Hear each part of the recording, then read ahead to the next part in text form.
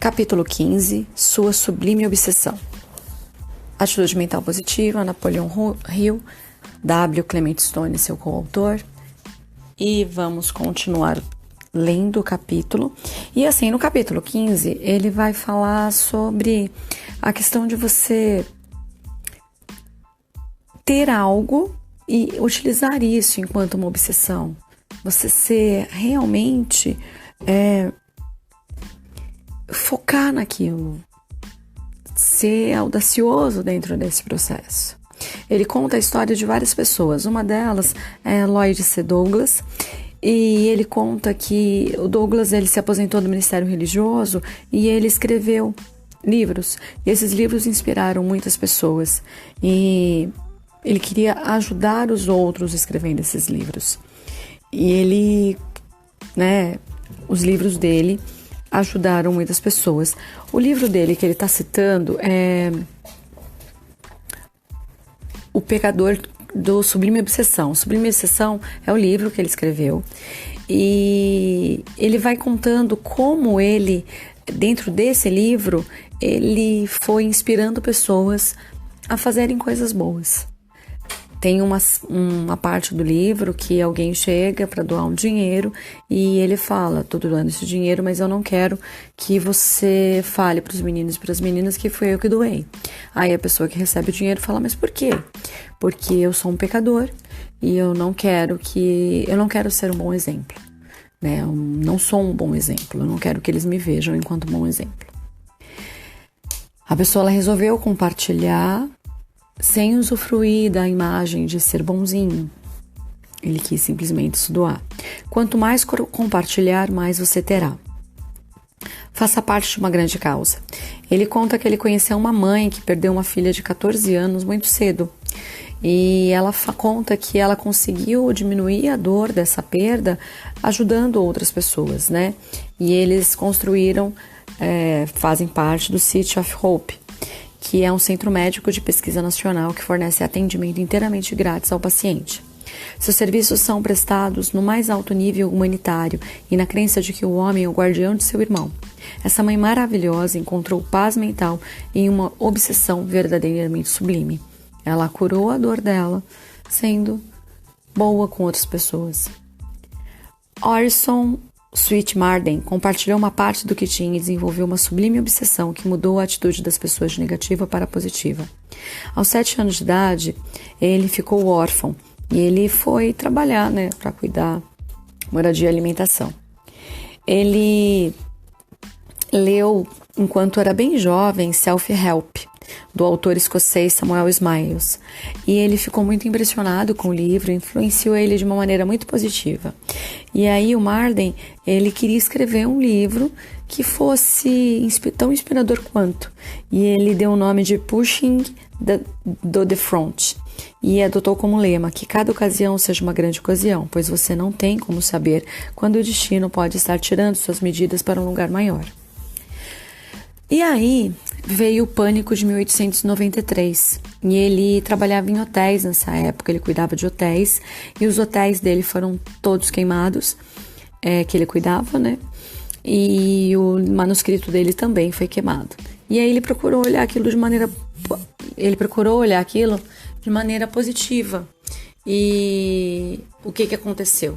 Ele conseguiu escrever tudo de novo, Porque a primeira conclusão que ele tirou é que as pessoas estavam fazendo aquilo por medo.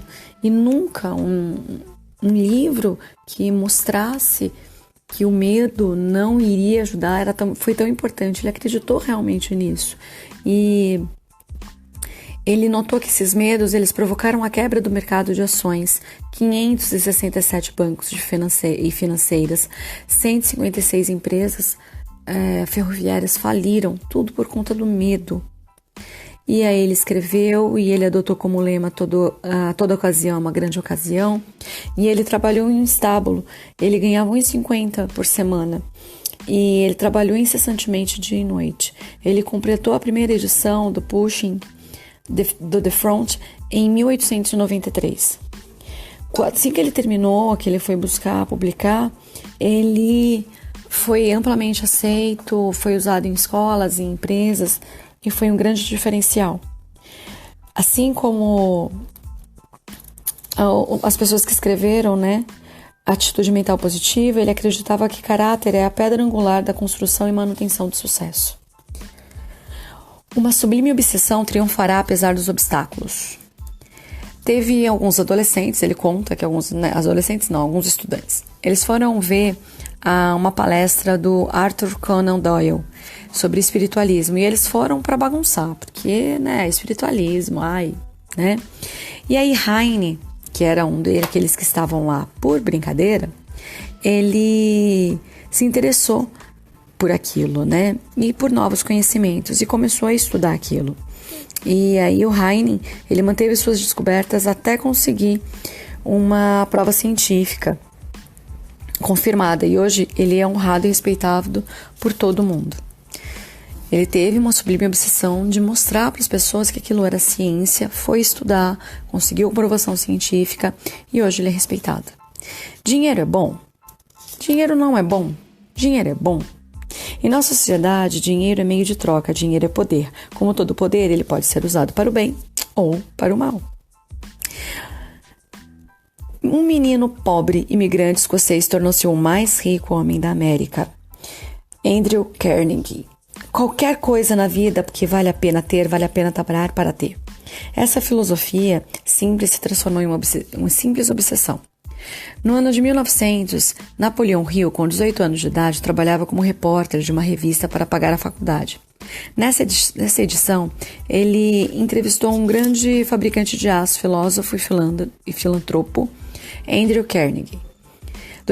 Ele entrevistou ele, a entrevista durou 3 horas, aí ele falou assim, fica aqui um pouquinho comigo, e ele ficou 3 dias com ele, e o Carnegie doutrinou Napoleão Hill com sua filosofia.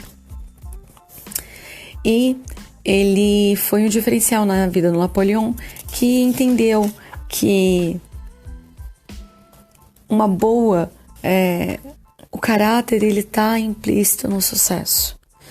Toda riqueza é riqueza, toda prosperidade é prosperidade, e a maneira como você vive, aquilo que você acredita e a congruência daquilo que você faz é essencial para que você tenha realmente sucesso. Lembra que assim o autor, ele fala sobre prosperidade, sucesso com integridade, ok? A gente sabe que dinheiro pode ser ganho de muitas maneiras. Benedum, então um rapaz de 25 anos, cedeu educadamente seu lugar em um trem para um estranho idoso. Ele achou que ele estava fazendo simplesmente o que ele tem que fazer, tá? Só que esse estranho, ele era superintendente de uma grande empresa, chamou ele para trabalhar com ele, e esse cara se tornou o descobridor de petróleo mais importante do mundo aí. E ele falava uma coisa que eu achei bem legal, eu grifei. Sou apenas um depositário dele, quando falava de dinheiro. Tá? Sou apenas um depositário dele, serei responsabilizado pelo bem que puder realizar com ele, tanto na comunidade como um todo, quando em prol de oportunidades para as pessoas que aparecem, assim como foi dada uma oportunidade naquela ocasião. Ele recebeu uma oportunidade, essa oportunidade fez com que ele encontrasse petróleo, tivesse muito dinheiro, e ele acreditava que ele não era dono, ele era parte de um todo, e que ele seria responsável quando ele estivesse aqui passando assim essa oportunidade para outras pessoas. Estão todos na cadeia, exceto meu irmão e eu. O Irving, ele conta que ele entrou para o clube dos meninos, né? É um local onde trabalhavam com meninos e meninas que viviam em zonas de risco, né? Perigosas.